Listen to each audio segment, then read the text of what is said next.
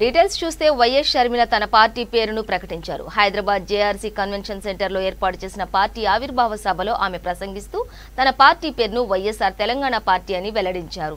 అనంతరం ఆమె మాట్లాడుతూ తమ పార్టీ అజెండాలో 3 ముఖ్యమైన అంశాలు ఉన్నాయని చెప్పారు.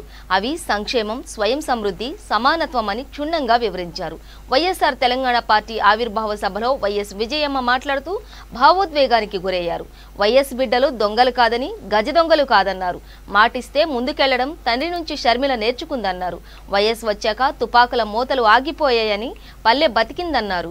రక్తం కాదు, నీరు మాత్రమే పారాలని ఆలోచించారన్నారు. ప్రాజెక్టులని వైఎస్ హయాంలోనే మొదలయ్యాయని, షర్మిలను మీ కుటుంబంలో ఒకరిగా చూడాలని కోరారు. మాటలు మార్చడం వారికి తెలియదని, మాటకు ప్రాణం ఇచ్చేవాళ్లన్నారు. తమ కుటుంబానికి దాచుకోవడం, దోచుకోవడం తెలియదన్నారు. వైఎస్ అన్ని ప్రాంతాలను సమానంగా చూశారని చెప్పారు.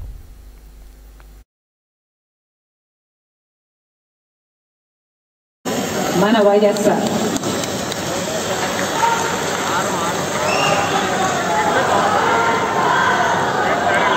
ఈరోజు జూలై 8 వైఎస్ఆర్ గారి జయంతి రోజు, మనందరికీ పండుగ రోజు కనుక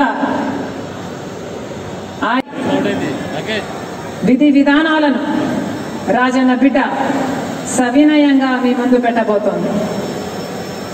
వైఎస్ఆర్ తెలంగాణ పార్టీలో వైఎస్ఆర్ తెలంగాణ పార్టీ అజెండాలో 3 ముఖ్యమైన అంశాలు రూపుమాపడం. కానీ ఇప్పుడు మన రాష్ట్రంలో సంక్షేమము ఎలా ఉంది? పెట్టే పైసలు పెడతానే ఉన్నాం, పోయే పైసలు పోతానే. ప్రశంసించిన